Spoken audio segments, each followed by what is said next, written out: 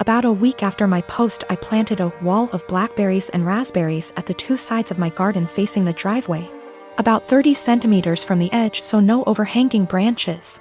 On the other side of the berry wall, I planted lots stuff like strawberries and tomatoes. To reach the tomatoes and strawberries from the driveway, you have either go through the fruit bushes or walk up to my house. Walk about 2 m along the side of the house and my windows, and then walk into my actual garden. Not something you do by mistake. For about 2 weeks it was somewhat quiet, but I still found the kids on my driveway every single days. As far as I know, they did not enter the garden, and I hadn't noticed them walking around my house anymore. So I figured the bushes were working. About 1 week ago, berry season started, and my bushes are now full of raspberries, and there's lots of strawberries as well. The neighbors noticed. First I caught the boys picking and eating raspberries, so I told them off and dropped them off at home, told their mom I caught them stealing. That's how I see it, even though it's fruit, and that I'd call the cops next time.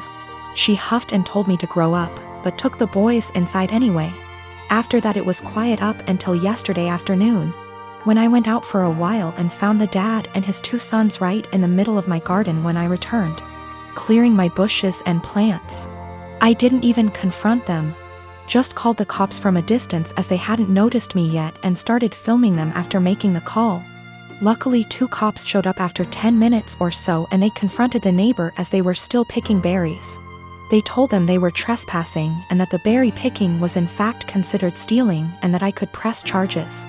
For the first time I noticed a bit of fear in my neighbor. He was having trouble finding his words and kept looking back at his house, I guess hoping his wife would show to yell at the cops.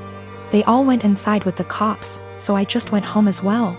After a while the cops came by and asked me if I wanted to press charges.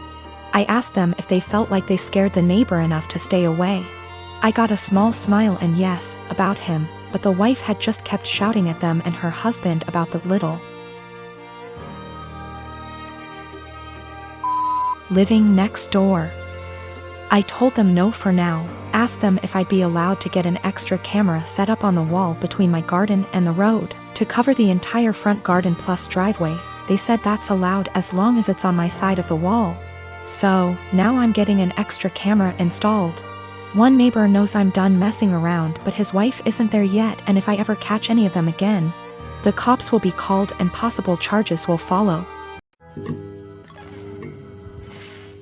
I am a 36-year-old male. My wife passed away 2 years ago. I have an 11-year-old son named Sean. I'm doing okay with money. I have a stable income and support system. I have a friend named Kate. We've been together since we were kids. She's like a sister to me, although she tends to boss me around. She's introduced me to her female friends, hoping that I'll settle down again. I told her I have other priorities and I'm required to focus on Sean and his health. He's diabetes. Kate thinks there's something wrong with me, but not everyone's circumstance is the same. I started noticing a pattern in her behavior after she introduced me to a friend of hers. She'd tell me to leave Sean at home when we hang out and meet her friends. She'd tell me to take down any pictures that have my son and wife in it because ladies will assume that I'm a single dad or still married, and that'd limit my chances in dating. I told her to knock it off, and she said that she was looking out for my social life, saying I'm ruining it and exhausting myself. I stopped talking to her for days. Then I decided to let it go. She's been insisting on bringing her friend to visit me with other friends. I agreed to have them as guests. Kate suggested I take Sean to stay with a relative since it'll be adult dinner, but I refused. He was comfortable in his home and didn't want to go. Kate was at my place before her friends arrived.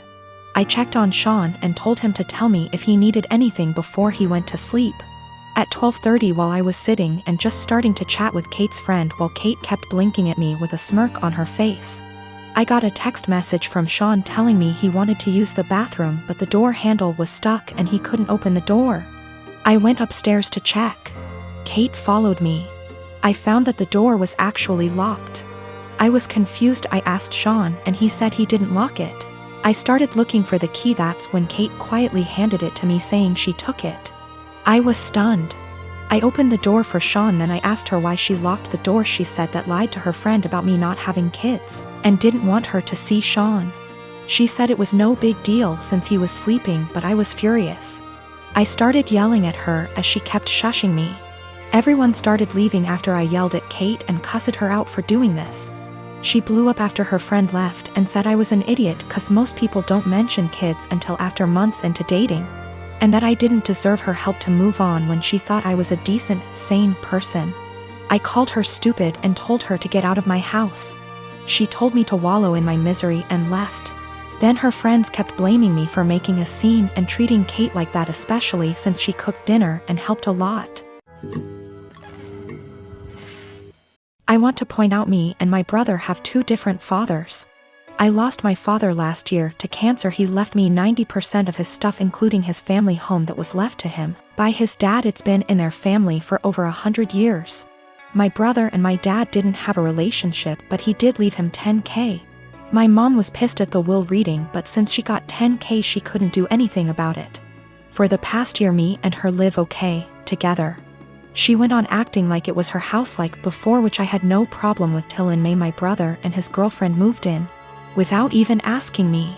They're messy, entitled, and rude. I told them in July I want them out by September because they don't pay for anything nor wash a dish.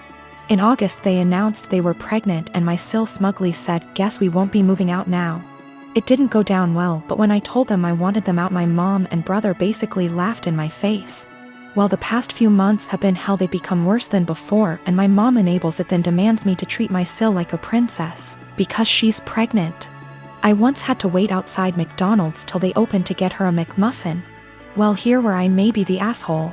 Because my sil is pregnant, she eats everything she sees, like the cupcakes my friend made me for my birthday. She ate all 6, didn't even get to try them. I can't even make my lunch the night before because when I go to get it, it will be gone. She'll have a smug look on her face while rubbing her belly, then laugh and say, "I couldn't help myself, blame the baby."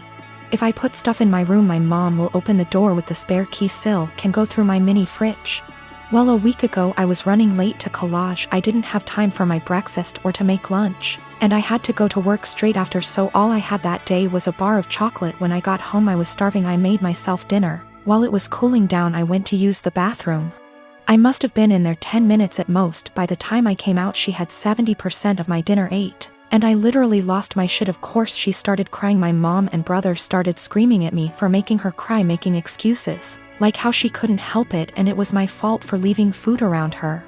Well, I had enough. I told them get out, just like before I got mocked. But here's the thing, back in October my uncle offered me a life-changing amount of money for the house. I called him up crying a few days ago explaining the situation. He said he'd buy the house, but he will evict my mom and brother. They OFC didn't take it too well, and I have had to stay with a friend. I've been receiving texts and I'm being tagged in multiple posts on social media. I'm starting to think I'm the bad person now. So for making my mom and brother homeless? If I sell the house to my uncle I will lose 100K, but he's always been good to me. And it's one of those situations where I'd sleep better knowing it's gone to someone in my dad's family. My mom told me because of my age I wouldn't be taken seriously if I tried to evict them.